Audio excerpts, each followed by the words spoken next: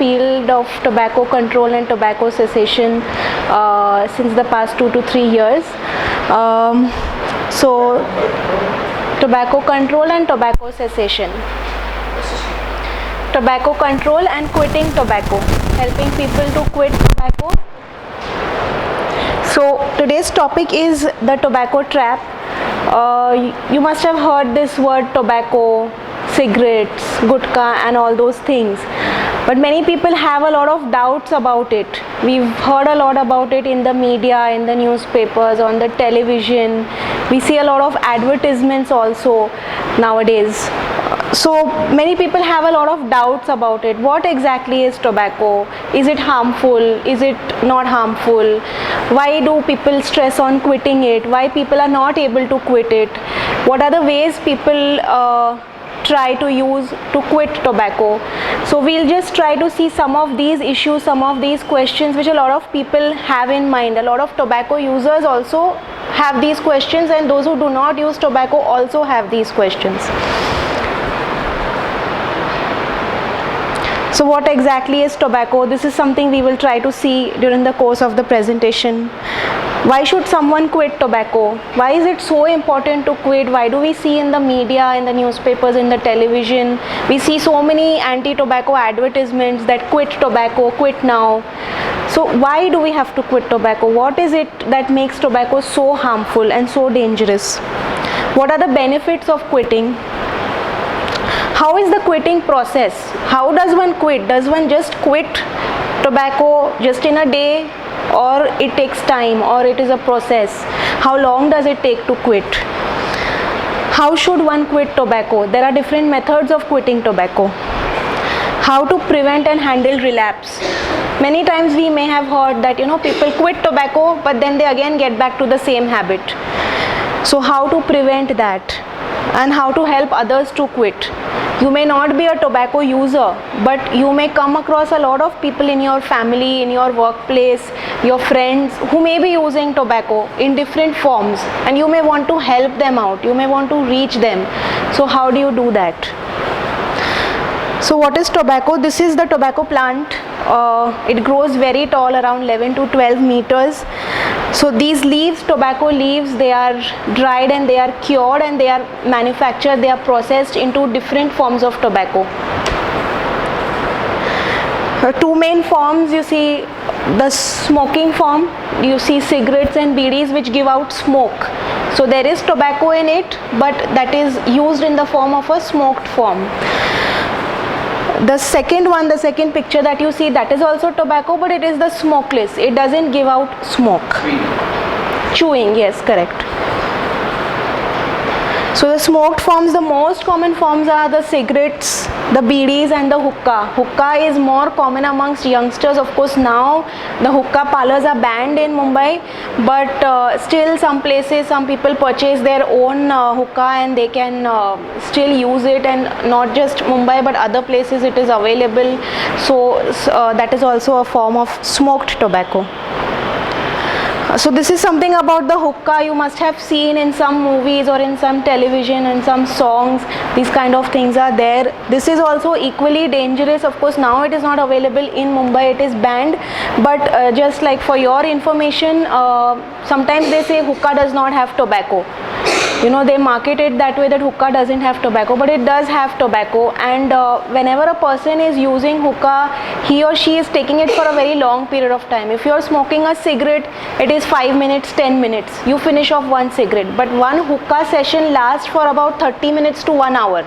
You slowly inhale the smoke, the tobacco smoke. So then it is also harmful. In fact, it is much more harmful than what you are taking cigarette. Smokeless tobacco, you must have seen this, very common. Cigarettes, yes, cigarette smoking is very common even in Mumbai. It is not banned. Hookah is banned, but cigarette smoking is not banned. You will see it is very common sight outside colleges, outside schools. Lot of youngsters, young boys, even young girls are these days, taking cigarettes. They are smoking cigarettes, and that number is increasing. But smokeless tobacco also, it is there. maybe the youngsters in the colleges or from the good families may not be using it, but youngsters are still using it. If you see the people, you must have traveled by a taxi or a rickshaw. Practically every taxi driver and rickshaw driver will have tobacco in his mouth, gutka or any other form of tobacco. They will, BD is more common amongst them because it's cheaper than cigarettes, but it is equally harmful or even more harmful than cigarettes. So this is a very common sight you must have seen, not just in Mumbai but everywhere. It is very common. This is Goa is a brand of gutka. You have numerous brands of gutka. Then there's another smokeless tobacco product called Kheni, which is used mostly in Bihar and the central parts of India. Then you have Zarda, you have Mawa. Mawa is also a smokeless tobacco product. It contains tobacco. It does not give out smoke. You chew it, but it is a different form of tobacco which is used in mostly in Gujarat. So people from Gujarat mostly use Mawa. This many people may not be aware of, some people may be aware of. Mishri, most commonly used in Maharashtra for cleaning of teeth, but it is not like people have this misconception that if you use Mishri, it is used as a agent for cleaning the teeth, but that is wrong. It also contains tobacco. Maybe in the villages and rural areas, people are more prone to using this product, this Mishri. They have this misconception that it can clean the teeth, but that is wrong. It contains tobacco product and eventually the person gets addicted to it. Maybe in urban areas in the city of Mumbai we may not see this, but if you go to villages, a lot of people use this. Then on the left you see this is pan, very common. We feel pan is harmless, okay, chalega agar kabhi kabhi kha liya to it's okay, but sometimes even in pan they put tobacco. So when that is there, and sometimes even this betel leaf, the pan leaf also is harmful if you are taking very frequently, and sometimes the tobacco is also mixed in that, so that is also equally harmful. And then on the right side you see these toothpastes.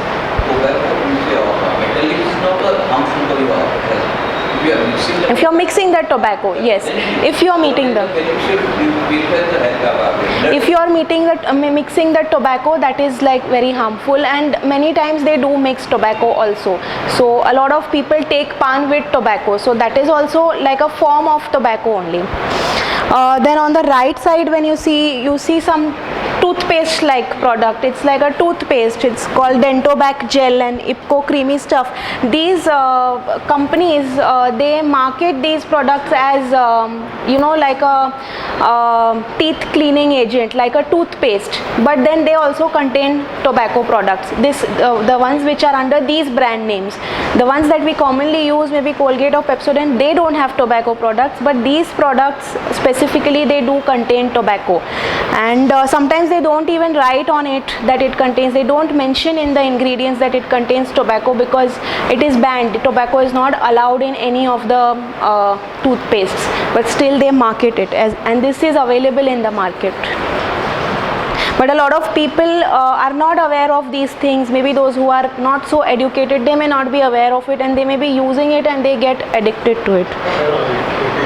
That way, there are many people who use snuff for means they get, some people take the snuff for ears and nose. Yes. And others they use the snuff and this paste meets the need of these people.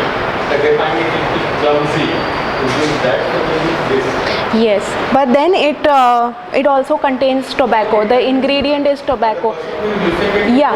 It contains snuff and is buying it and using it because it contains snuff. Yes, so because that also causes an addiction for them, and they are so dependent on it that even if they know, they are still using it. So then why should we quit? Like, we know tobacco is bad, we've heard it many times throughout our lives, and we are still hearing it, and I think we'll keep on hearing that. But then why should we quit? What is so bad about tobacco? So why is smoking so harmful? So this is just a picture which shows what are the different kinds of chemicals. Cigarette smoke contains about 4,000 different kinds of chemicals, poisonous substances. It's very self-explanatory. It contains different kinds of chemicals, acetic acid, methane, carbon monoxide, which is very harmful. Carbon monoxide, by the way, it reduces your oxygen carrying capacity of the blood. So that is also very harmful. Then ammonia, which is actually a toilet cleaner. Nicotine, of course, we know it's present in all tobacco products, whether it is a cigarette or it's a smokeless product. Nicotine is a principal component of all tobacco products, and that is what causes the addiction. The addiction is caused by the nicotine, but the other health effects are caused by these other chemicals which are present, and many of these are cancer causing. So risks from smoking, if you see this picture, you will see pointers all across this body. From head to toe, smoking affects every part of the body, whether it is the head, the neck, the lungs, stomach, your kidneys, pancreas, bladder, cervix, your foot, anything, everywhere it affects, because these chemicals they cause all these problems, especially the carbon monoxide and the tar that is there. When you inhale cigarette smoke, your lungs take up a lot of tar, which is basically used in making the roads. So that kind of substances are there in the cigarette smoke. So you can imagine how much damage it must be doing to different parts of the body. So not just this, if I am smoking, I am not just harming myself, but if I am smoking and you all are around, I am harming you all also, because even if you don't want to inhale the smoke, just because I am smoking, you are inhaling the smoke. So that smoke can cause harm to you also, even if you are a non-smoker. So this is quite obvious, very self-explanatory. And also to the unborn baby, if a pregnant lady is smoking, she is smoking, but the baby is within her womb, but still it can have effects on the unborn baby. Maybe the baby can, when the baby is born, it could be some abnormality or some low birth weight, or it could be a stillbirth also. The baby will be born, but he will be stillbirth. Chewing tobacco has similar kind of effects, but more effects on the oral cavity, more to do with the mouth, because it is kept in the mouth, it is chewed, whereas tobacco smoke, the nicotine directly goes into the bloodstream. So that is why it affects different kinds of different parts of the body, right from the head to the toe. Effect on the lungs. Right now we are talking specifically about smoking. So if you see a healthy lung, it is like this, pink in color. Person who has not smoked, who does not smoke, the color will be, pink, spongy. But the person who smokes, it will become like this, dark and mottled. It is because of the tar. So if you see like a real picture, the non-smoker's lung looks so clean and so pure and pink, but the smoker's lung is full of impurities. And of course we've heard that those who are smoking, they have this smoker's cough and they are continuously coughing, they are low on energy. Effect on the heart also. A lot of people who smoke, they also have higher chances of having a heart attack or a heart problem. That is because your carbon monoxide, which is a principal component of your cigarette smoke, that reduces the oxygen carrying capacity of your blood vessels. So the blood vessels get blocked.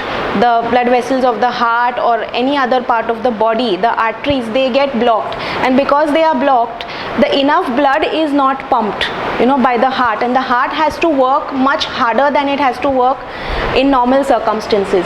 So when it has to exert a lot of pressure on itself, there is bound to be like wear and tear, and the problems occurring, and heart attacks can occur because of that also. It's not that non-smokers don't suffer from heart attack, but those who are smoking, they have greater risk of suffering from heart attacks. And if a smoker discontinues smoking, then his risk reduces, and within 10-15 years, maybe not immediately some effects will be seen, but the risk will reduce over a period of time. And if you have completely stopped smoking, then that your risk will be equal to a non-smoker. Effects on the mouth also. When you are smoking, of course, you know, if you have seen a smoker, chain smoker, heavy smoker, their teeth will be stained, yellow teeth, the teeth will be stained. Gum diseases, tooth loss. This is very clear. Somebody who smokes, how his or her tooth will look. Yes, those are stains. Yeah, of course they can be removed. Professional cleaning, if you do, the dentist can remove those stains, and you know, the bleaching and all those things that you do, the different processes, the stains can be removed. But still, those are very costly procedures. Everybody may not be able to afford it, and every time you smoke, how many times are you going to do the cleaning of your teeth? And if it is cleaned, but then you will also have bad breath. Even you see the smokers, their lips are also, they turn dark. And not just that, that is also a cosmetic effect of smoking. Also, if you see their skin, they tend to have more wrinkles. Over a period of time, of course, not immediately you will not see that, but their skin becomes more dry and they're more prone to wrinkles. So why is smokeless tobacco so harmful? We will see a video, and through that we will try to understand how does it affect people's lives.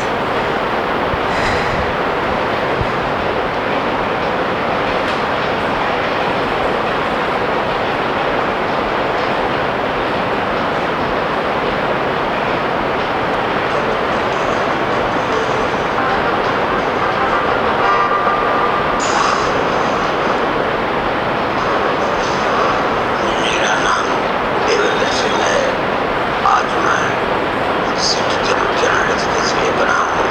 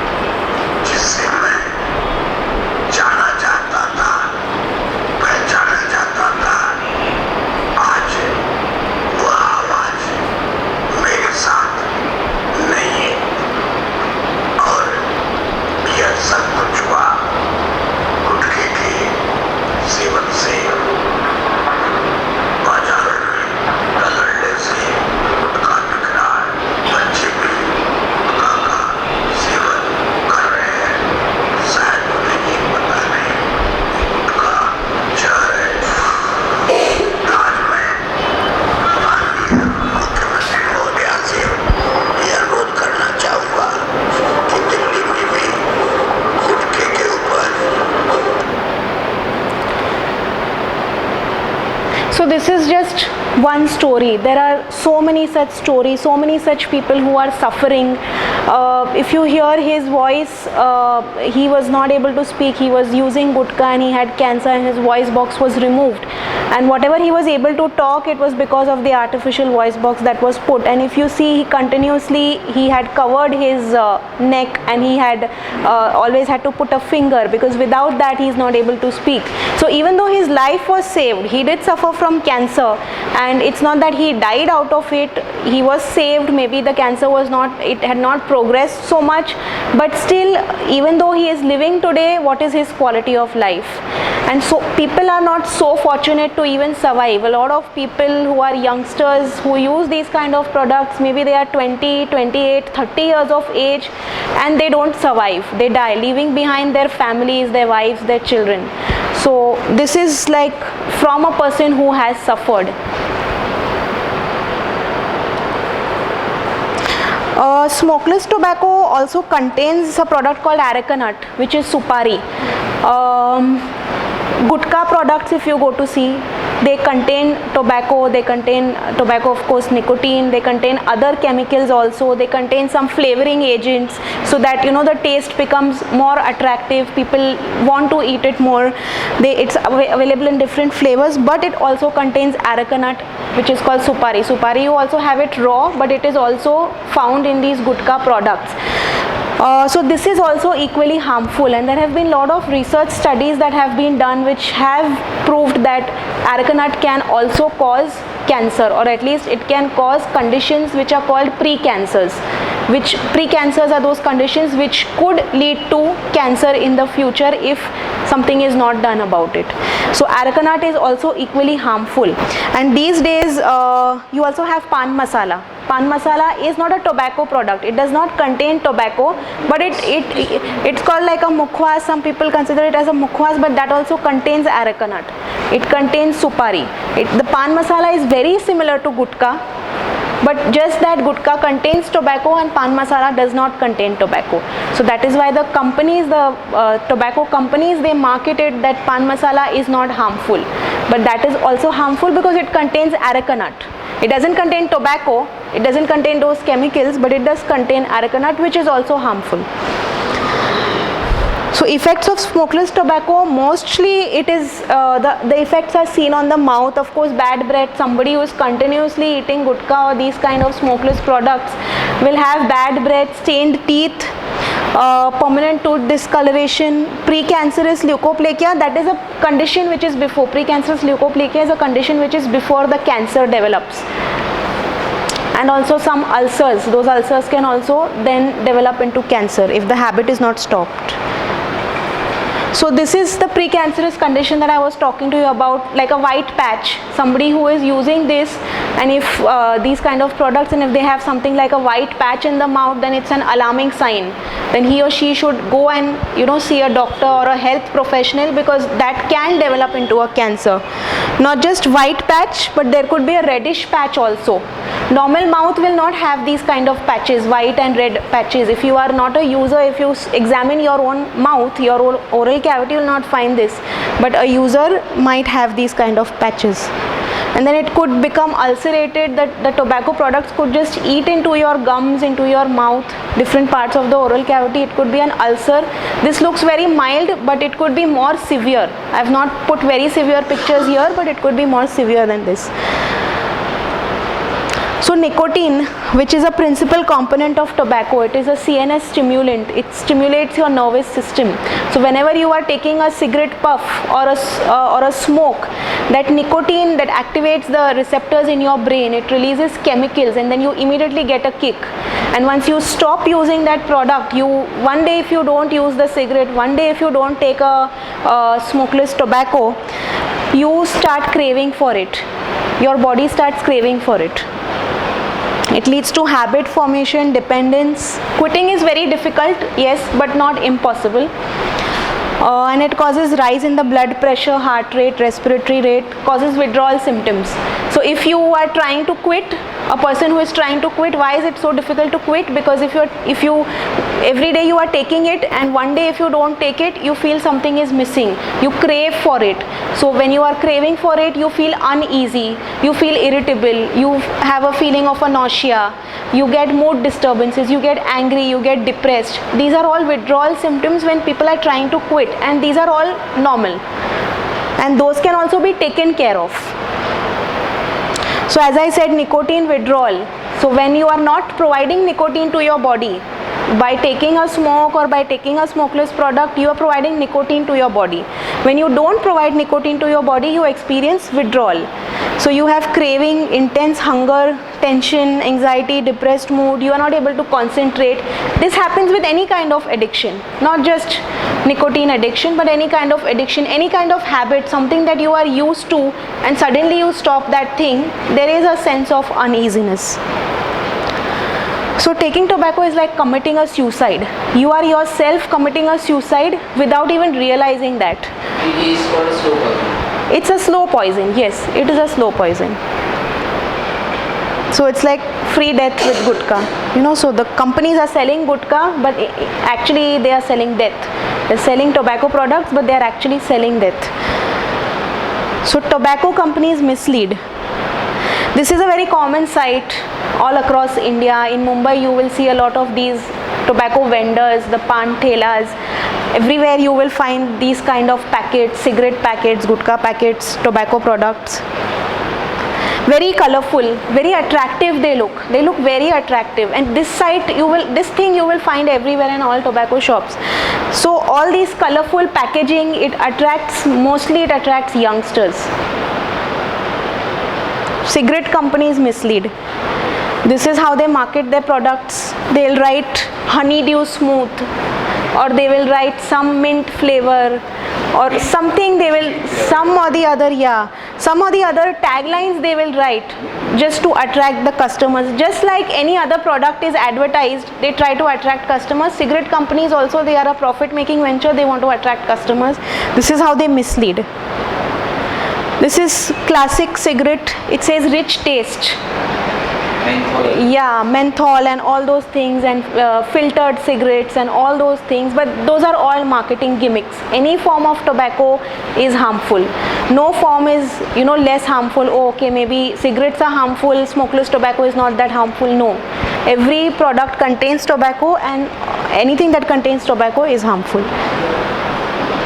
Smokeless companies also mislead. We were talking about gutka and pan masala. This is RMD, is a company.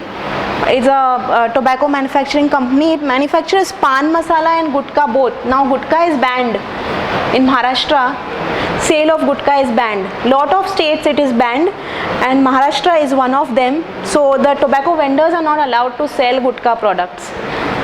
And but still, they have these similar kind of packaging. So the user is not able to make out what is pan masala, what is gutka. They still continue to buy these kind of products. So it is their marketing strategy, because gutka contains tobacco products cannot be sold. So pan masala does not have tobacco, so they make the same packaging like the gutka. And this is just one. There are many such. If you see this Kamla Pasand also, lot of these events and awards are sponsored by these kind of tobacco companies. Earlier Manik Chand, there was a company called Manik Chand, still there. It is still there. It used to sponsor some Filmfare awards. They were called Manik Chand Filmfare Awards. Yes, matches and bravery awards and whatnot. So this is also quite a well-known company. You see, it is a gutka and pan masala, and the packaging is also very similar. So it misleads the customers, and they all continue to mislead. This is, I don't know if you all must have seen this or not, but this is a new product, not very new. It is there since like around 5-6 years, or even more than that. At least I've been seeing this in the market since the past 5 to 6 years or so now. It must have been there even earlier. So it is supari. It is actually a supari, areca nut, which we saw. It is not tobacco, but it has been proven that it can also lead to cancers. And this, just see the way it has been marketed. It is very clear that this is marketed to children. One is Ritik Supari and the other one is Mowgli Supari, and you see the picture also. It is the cartoon character which is very famous amongst children. Even today I remember Mowgli because I have grown up watching that. So it appeals to children a lot. So, and it's so colorful and attractive that the children might even ask their parents to buy it for them because it's so attractive. They may feel it's a sweet or a candy, and parents may also not be aware of it and buy it. And I've seen children themselves going and giving 1 rupees, 2 rupees and buying one sachet of Mowgli. It's very accessible to the children because it's very cheap, and this is happening openly and nothing is being done about it. So when they admit, then why don't we?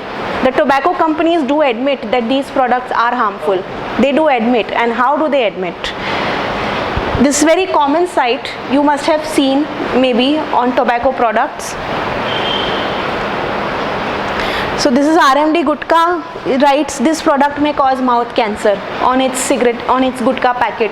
It mentions that this product can cause mouth cancer.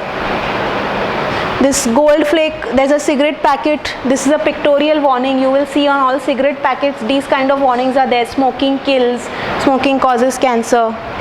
Here also there is a warning given. So even the cigarette companies, the tobacco companies, they acknowledge that their product causes harm to the people who use it. This is because it is mandatory by law. The Indian law, the Cigarettes and Other Tobacco Products Act, it has made it mandatory to put these pictorial warnings, and the reason is so that the user who is buying it, if they see this kind of a warning, it might motivate them to not purchase that product and think about the health effects. But still people are using it because it is so addictive in spite of all these efforts. So then what are the benefits of quitting? Tobacco companies, I guess, will not stop their marketing gimmicks because they have a huge lobby. They have been in the business since so many decades and they are not going to stop. Something that we as anti-tobacco people or as tobacco control people try to do, they will always try to find 10 other ways of trying to sell their products. Even if the Indian law states that this cannot, you have to put a pictorial warning, still they will find different ways of marketing their products. So then the best thing is that we help tobacco users to quit. Okay, and help them to understand what are the benefits of quitting, help them to understand, to weigh the pros and the cons, the advantages and the disadvantages. So within 20 minutes of quitting, your blood pressure and pulse rate falls down, your blood pressure falls down. Within 8 hours, the carbon monoxide levels in the blood reduces. If the carbon monoxide reduces, as I said, the oxygen flow in the body will also, the blood flow will also become normal. Decrease in the heart attacks within 24 hours. Within 48 hours, beginning of the regrowth of nerve endings. Your sense of taste and smell become better. Those who are smoking or using smokeless products, their sense of taste and smell reduces because continuously they are having that product in their mouth. But when they quit, within 48 hours, their sense of taste and smell comes back to normal. Then within 2 weeks, there is improving in circulation. Smokers who have been coughing, their coughing will reduce. Improvement in the lung function, they will feel more energetic within 2 weeks of quitting. Within 1 to 9 months, of course, again further decrease in cough, again the fatigue will reduce, they will feel more energetic, their lung function will improve further. Within a year, risk of heart attack, heart disease will be reduced to half. Within 5 to 15 years, risk of stroke also reduces. It becomes almost equal to that of a non-smoker. Within 10 years, the risk of lung, mouth, throat, bladder, all types of cancers reduces within the next 10 years of quitting.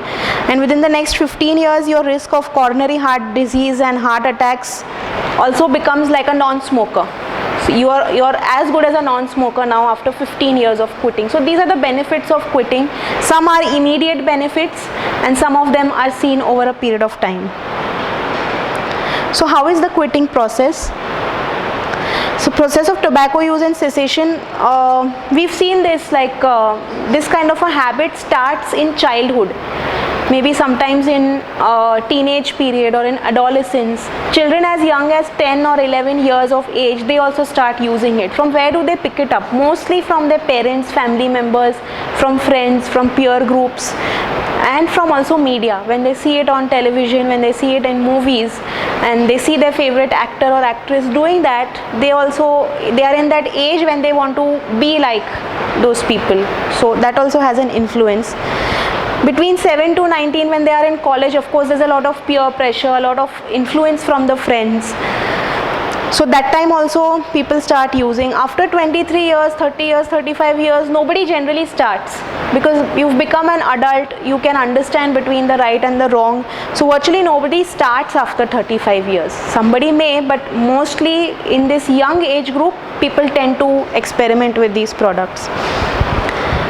And it has powerful psychological and physiological effects, and therefore it becomes very difficult. It creates that kind of an addiction, it creates that kind of a dependence, and so it becomes very difficult to quit.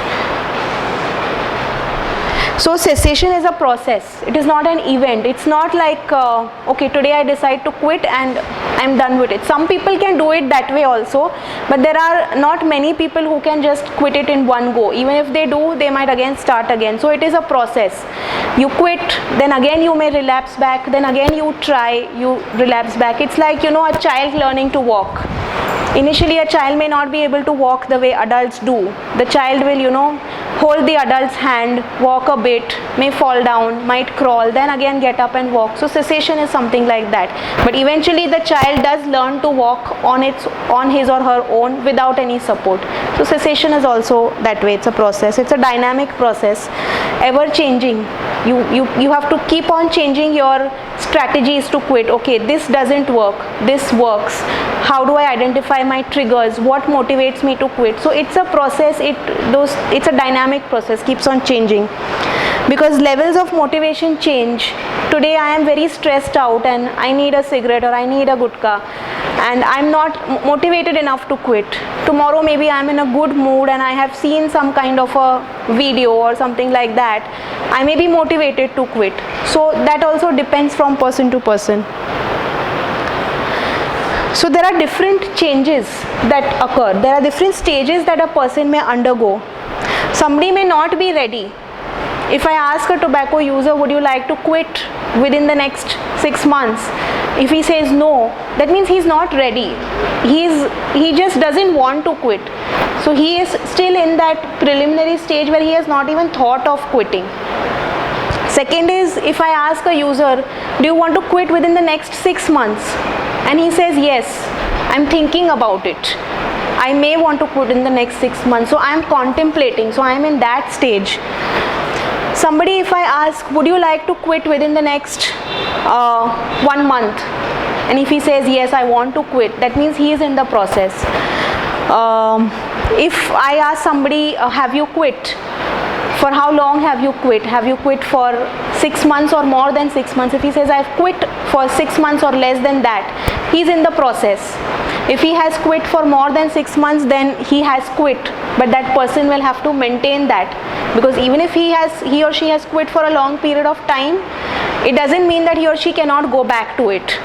There's always a chance of relapsing. Even if I have quit for 6 months, there is still a chance that I might go back to the stage. So these are the different stages a user could be in. So when we are trying to understand or help users, these are the different stages we need to identify. This is as a health professional, when I try to help somebody, these are the different stages that a user is into. And the same person may be in different stage at different points of time. So how to quit? So there are 3 different ways. These are evidence based. A lot of research has been done on these 3 methods. One is counseling and behavior change, which is the most important. Counseling and behavior change, of course behavior can be changed by your own self motivation, by your own willpower, but sometimes additional help is also required, like a health professional or a counselor, a psychologist, a medical doctor or a dentist or any other health worker, any other paramedical health worker. If they do some kind of a counseling, it can have an effect on the tobacco user. Counseling could be like telling the health effects about the tobacco, the economic effects of tobacco, that this much of amount you are spending on using so many cigarettes, you are smoking so much in your lifetime. If the same money, if you save and you can use it on something else, maybe your education or maybe for a vacation or whatever. So these kind of counseling strategies can help a tobacco user. So that is one of them. Nicotine replacement therapy. You all must have heard a lot about Nicorette and Tobacco and these kind of brands. A lot of advertisements keep happening. That is nicotine replacement therapy. That is basically it is nicotine in the form of maybe say gums or candies or lozenges, or there's a patch. It contains nicotine. It is a nicotine delivery device, but it does not contain the harmful chemicals of tobacco. And why we use this nicotine replacement therapy, we'll come to it later. And then there is pharmacotherapy, which is medicines which does not contain nicotine, but they are basically medicines. Mostly they are antidepressants, so they prevent the craving. So when a person is trying to quit, when a person is reducing his tobacco intake, his or her tobacco intake, there is a lot of craving. So these medicines help to reduce the craving. And the nicotine replacement therapy, they provide nicotine. So the person is addicted to it, the person is still getting the nicotine in the safe dosage, and therefore the withdrawal symptoms reduce. And different people may require different combinations. For somebody, only behavior change and counseling may be helpful. For somebody who is a very heavy tobacco user, maybe pharmacotherapy, the medicines may also be required. So that depends on a case-to-case basis.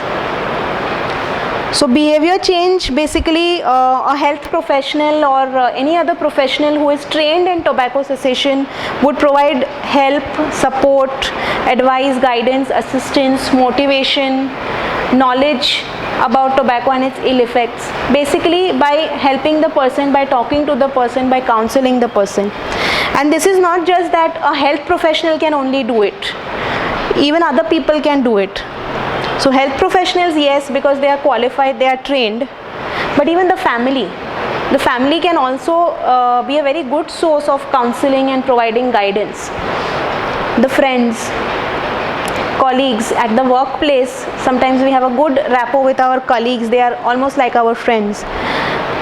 At the workplace also, some companies, they do have tobacco cessation programs for their employees.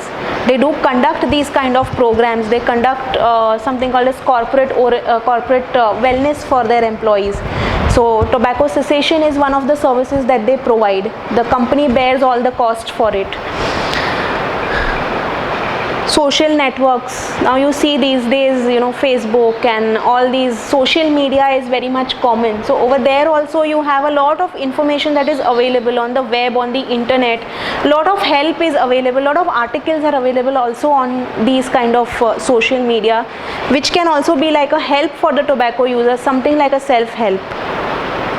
Community, maybe there are some groups also, like you have Alcoholics Anonymous, where it's a group of people who are into alcoholism and they want to quit, and they come together, they discuss their issues, their problems, and they come across common ways of how to deal with the same problem. So the community can be a good source of support. And yeah, it has to be taken one day at a time, being positive. There will be times when a person is trying to quit and he or she may be successful or maybe unsuccessful, but the person has to be positive. So some quick quit tips. Maybe if you are not a user, this may not be helpful for you, but if you know somebody who is a user, you could help them also. So first is, it is important for a user to decide the quitting date and method. Now there are two kinds of methods. One is the cold turkey method, which is you just quit. Suddenly you decide from tomorrow I am not going to smoke cigarettes. From tomorrow, Not tomorrow, it has to be. yeah, so from today or from tomorrow I say that, yeah, so I say that today I am not going to take it, or today is my last day, from tomorrow I am not going to take it, and I just stop doing it. So that is suddenly I have stopped, abruptly I have stopped. So that is one method. The other option is I do it gradually, I reduce it. Okay, today if I am taking 20 cigarettes, maybe I will take 19, or maybe I will take 15. Tomorrow I will reduce one more, or maybe if I am taking the morning cigarette, I will not take that. The first thing, some people, you know, the first thing in the morning they wake up and they need a cigarette. Within half an hour they have to take a cigarette. Some people, if they want to go to the washroom, they need to take a cigarette, otherwise they cannot go. So these kind of activities they associate their tobacco use with. So they can gradually break up these. So it's important for the person to decide the method and the date. The date could be any date. It could be like the person's birthday, anniversary, any other significant date, that okay, by this particular date I would like to achieve my target. Sometimes there are some withdrawal symptoms that happen, as I told you, when nicotine is not getting into your body as much as you take every day. You might have some withdrawal symptoms. You feel uneasy, you feel irritated. Be occupied, drink a lot of water, because you are so used to taking something in your mouth, maybe a smoke, inhaling the smoke, or taking the smokeless product. So keep drinking more water. Do something else, involve yourself in some kind of activity. The more you are just thinking about it, the more you will feel like doing it. So involve yourself in some hobby which gives you pleasure. It could be any kind of a hobby, any kind of work. Delay and distract. Just distract yourself. Sometimes, you know, people in the offices, they take a smoking break. Many people in the offices, by the way, it's not allowed to smoke. By Indian law, in all public places smoking is banned, whether it is an office, restaurant or hotel. So in offices generally people take smoking breaks. It can become like a get together session for different friends. They come together, they talk and they have a smoke. It becomes like a group activity. So maybe they can delay that, they can distract themselves from those things. Deep breathing, this is very helpful. So nicotine replacement therapy, which we discussed about little bit more in detail.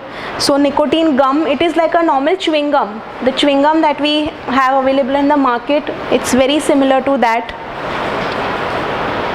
It's available in different doses for light smokers, heavy smokers, light tobacco chewers, heavy chewers. This they are available over the counter, but a health professional can decide more how, like what the dosage should be based on the tobacco intake. Then there are lozenges. You have candies which you just put in your mouth. You don't chew it, but you just take in the juice. You don't even swallow it, but you just keep it in your mouth and just let it dissolve over a period of 20 to 30 minutes. So these lozenges are also very similar to that. They also contain nicotine, and these are all tried and tested methods. There is a lot of research done that these things are helpful. There is nicotine patch also, but patch is not available in India. In India we just have these chewing gums, and lozenges also have been introduced. And these two companies, very common, Nicorette and Tobacco, they have been the forerunners in nicotine replacement therapy. Medication, as I said, some antidepressants are there, and they can be prescribed only by a doctor. You cannot get it over the counter, you cannot go and take it. Maybe NRT, the nicotine replacement, you might get it at a chemist if you ask them, but medications have to be prescribed by a professional, and that also requires a course of 12 weeks that has to be taken for a certain period of time in a certain amount of dosage. So how can a health professional help you quit? So if there's a user who goes to a tobacco user who goes to a health professional who is trained in this kind of therapy, the health professional can ask whether you use tobacco, what kind of a tobacco you use, how much do you use, basically taking the history of the patient. Then advising him, as I said, maybe advising him about the health effects, the economic benefits of quitting. helping him out, assisting him, helping him like to try out different ways of quitting, identifying the triggers. Some people have some triggers which triggers them to smoke, or to, you know, if there's a stress is a trigger, then the professional can help them to reduce the stress, different ways of reducing the stress. And arrange for a follow-up. It's not just a one-time process, it's not a one-time event, as I said, it's a process. So the tobacco user may have to go back again to the health professional for regular follow-ups to know what is the status, how far he or she has been successful. Something called as electronic cigarettes.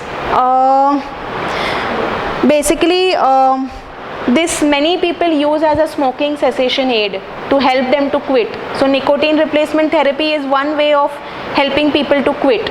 You are replacing the cigarettes with your tobacco or cigarettes with your nicotine replacement therapy. This also contains nicotine, but this does not give out smoke. It just gives out vapor. The vapors are inhaled, and it is battery operated. So there's a rechargeable battery, and there's a liquid which vaporizes, and the person inhales the smoke, and that gets into the bloodstream, and then nicotine is delivered. But many people say that this is less harmful than cigarette smoke, but there is no research which backs that argument. So there is no research that electronic cigarettes are safer than the other smoked forms of cigarettes. So this should not be used. This is a misconception many people have, but since there is no research done, and still there are some harmful chemicals also found in these kind of e-cigarettes, electronic cigarettes, these should not be used to, you know, help somebody to quit tobacco.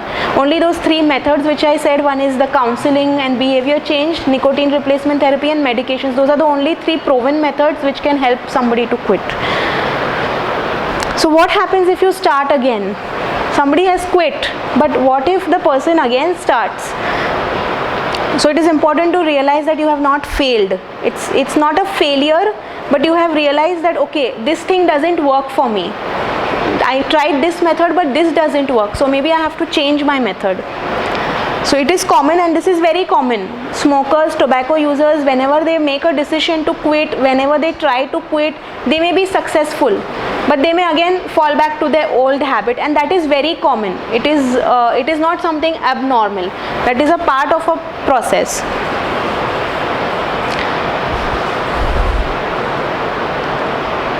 So relapse. So you've gone a long way. You have tried to quit. You have tried all methods. You have done behavior change. You have gone for counseling. You've gone to a health professional. You've tried nicotine replacement therapy, and you have tried to quit. So you've gone a long way. But something suddenly happens, and you take a U-turn. You come back. You again start taking, okay, 3 months you were off it, but now again you have started taking tobacco. So then what? So it is very common, it is predictable, it is preventable. That is going to happen. It is very common. So when that relapse happens, the person who has gone through it should not feel depressed, or should not feel negative, should not feel hopeless that, oh, I cannot do it. Person should try to seek help again, and try to seek professional help, because the professional will be able to help the person identify what went wrong. How can we change certain things? And that slip, that relapse usually happens within the first few weeks. The relapse could happen due to a number of reasons. Okay, I am stressed out and I now badly need a cigarette or a tobacco, so I might just start using it. Or if there is some friend, I am with some friend, and the friend just, I've met my friend after a very long time, friend says, okay, take a puff, so I might just relapse back. Or sometimes I just have that craving. I've not had since the past 15-20 days, and now I am having a lot of craving and I'm feeling very uneasy, so I might just give in to that temptation, I might just take it. So number of reasons, and all of them are okay. So there could be a lapse and a relapse. Relapse is when it happens, keeps happening continuously. Lapse could be just, okay, maybe once I have just slipped. But both of them are common, and that is acceptable. It's important to acknowledge that and seek professional help for it. How to prevent and handle relapse? Realize that you have slipped, understand why you have slipped, try to analyze the situation, what made you slip, okay, what was the trigger that made you relapse? Maybe the trigger was my friend who came and who pushed me into using it. So then how can I handle it? These kind of things. Maybe the user may not be able to analyze these things on his or her own, but a doctor or a professional may be able to give these kind of insights. And learning from experience, and if you are under some medication, then continue those medications for that particular period of time. Some warning signs of relapse. So there are different stages of relapse also. There is some change at the thinking level. Okay, today I am ready to quit, but tomorrow my thinking level has changed. My stage of change, I have gone back. Okay, now I don't want to quit. That could also lead to a relapse. There is change in behavior, lifestyle. Okay, yesterday I was not so much stressed out. My job was not so stressed out. Today I am into a new job and there's a lot of stress and I can't handle stress. So I again go back to taking my cigarette or my tobacco. And then you return to tobacco use. So there could be different reasons for it. So how to help others to quit? So if you've ever felt that you want to be part of this process, you want to help somebody out, not in a very big way, not at a national level or at a very big level, but in your own small way, maybe your family members are taking, maybe your children are into it, children's friends are into it, somebody you know, somebody whom you care for are into it, how do you help them? First of all, being aware about it, aware about the harms. If you are aware of it, then only you can help somebody about it. Also being aware about the laws which are there. There is this, as I said, that smoking and tobacco use, smoking is basically banned in all public places, in workplaces, in restaurants, in hotels, in airports, and also in schools and colleges. It is not allowed. So these kind of things sometimes you find in schools, sometimes you may not. So if you know, you can, if you know somebody in the school, some school authority, you can tell them. Maybe they are not aware about the law. You can make them aware about it. You can tell them that there is this kind of a law and it is not allowed. And if somebody does that, if smoking or something happens in the college, then there is a fine. It is an offense under the law and the person in charge of that place could be fined also. So making people aware about it. And also, as per the law, tobacco vendors are not supposed to be around the schools and within 100 yards of schools and colleges. That is also there. Some places it is being implemented, some places you still find loopholes in the implementation. Still you find tobacco vendors sitting right outside the school gate, the college gate, the campuses also. People are openly selling, and even the tobacco vendors are not supposed to sell these products to children below the age of 18 years. It is an offense. But still that is happening. People are taking, youngsters are taking it. So if you are aware about this law, maybe you can create this kind of an awareness in your own small ways. It is against the law to smoke, and these kind of no smoking signs you must have seen in a lot of places. Restaurants you will find these kind of things. Nowadays in restaurants nobody smokes. And advertising and all that is also banned.